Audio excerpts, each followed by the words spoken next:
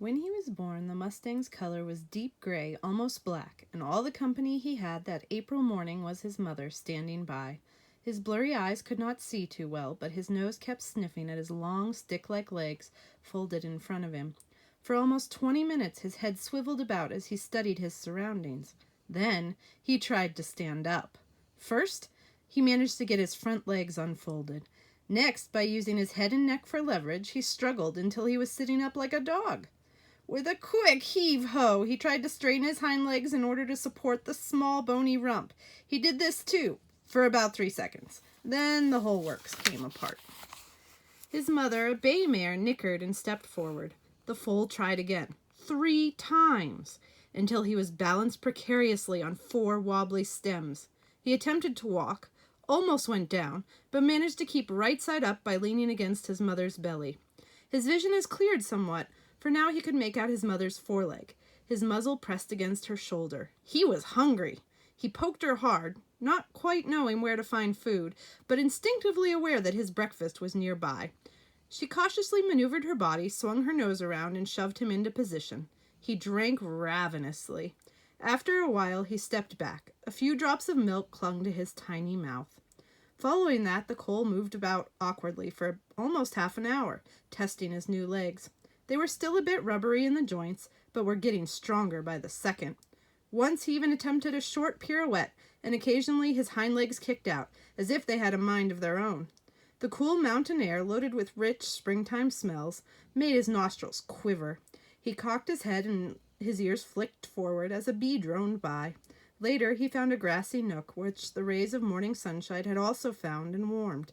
He collapsed in it, closed his eyes, and slept his first sleep, and perhaps dreamed his first dream under the brightening sky. His mother grazed close by. Occasionally she raised her head to study the distant landscape. All that could be heard were the sounds of the springtime birds, while high overhead an eagle circled lazily against a pink cloud. Time to go! The mare's muzzle whacked her foal hard across the rump early the next morning. Cloud, as he later came to be called, lurched to his feet, then promptly fell flat on his face. It was time to return to the herd. The mare knew that if she did not do this soon, the stallion would come looking for her. Only at foaling time was a mare allowed to drop out to be alone, often for hardly a day, until her foal was strong enough to run. She poked Cloud again. This time the youngster scrambled to a standing position, and stayed up. The mare turned and wove her way down the hill with her baby at her side. The foal's vision was much clearer today. The grass, tall and fresh green, tickled his flanks as he moved along.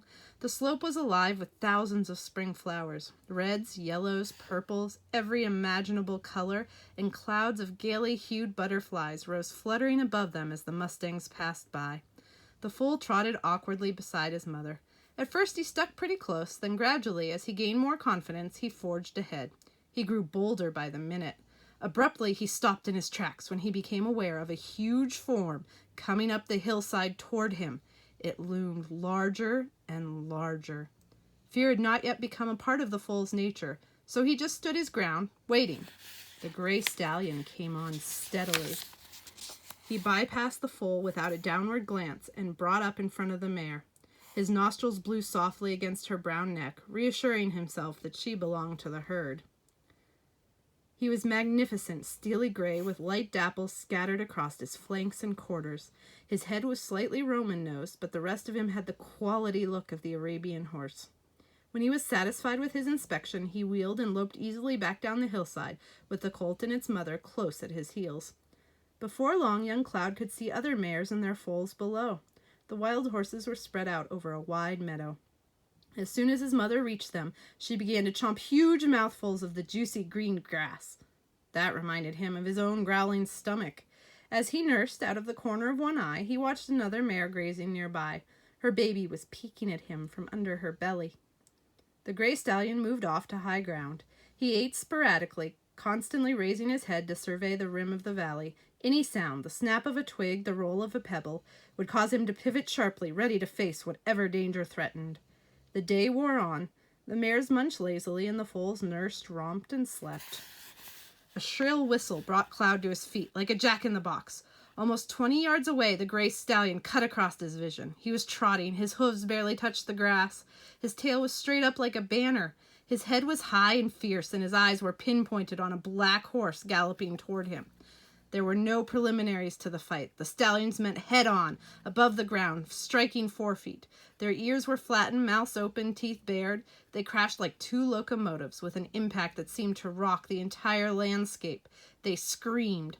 Their teeth, slipping off firm flesh, clicked together like steel traps. They came at each other again and again, seeking jugular veins, each one looking for the opening that would enable him to kill or cripple his opponent. Now they whirled with cat-like rapidity, and a pair of flying heels hitting against another pair of flying heels cracked like a whip-snap of lightning. Through all this, Cloud stood frozen, his eyes glued to the battle. The black stallion was the heavier, and once his superior weight crashed the gray horse to the ground. He leapt in, striking down hard to finish his adversary, but the gray rolled away like a sidewinder and was on his feet in a flash, meeting the black shoulder to shoulder before he was able to pursue his advantage. This time, the sheer ferocity of his counterattack sent the dark intruder back on his hocks. The black twisted sideways to keep from falling, and that instant, the gray stallion opened a wide gash on his enemy's flank. The black began yielding ground, but the gray stallion gave him no chance to recover. He bore in, cutting, biting. The battle drifted across the meadow, chopping down anything that grew in its path. Sometimes, when it crossed a sandy stretch, the gladiators were enveloped in a boiling dust. Then they emerged into the open again like giant sea monsters. The mares and other foals watched calmly, as if this was a common occurrence, but Cloud was hypnotized. He left his mother's side in order to see better. She called, but he paid no attention. He was caught up in this contest for survival. He could not understand why he was so strangely stimulated. Perhaps in his animal brain he instinctively felt this was a picture of exciting things to come. Actually, Cloud had no way of knowing about the heritage of the stallion and the mares he led. The colt was not yet aware of how the gray leader guarded his band against all enemies the year round. Keeping them to himself against all opponents had made the gray horse fiercely possessive and domineering. These things the foal would learn with time. Now he watched the gray stallion come back across the meadow alone. The foe had been vanquished. Sudsy sweat mixed with blood covered the gray's shoulders like a mantle of victory. His eyes were still glazed and wild-looking. His nostrils were wide, red, blowing hard, and his flanks were heaving from exertion. Slowly, Cloud returned to his mother. He nursed deeply and lay down exhausted, for had he not just met and fought his first enemy? He closed his eyes and dreamed. Occasionally, he cried out in his sleep, and his long legs jerked convulsively.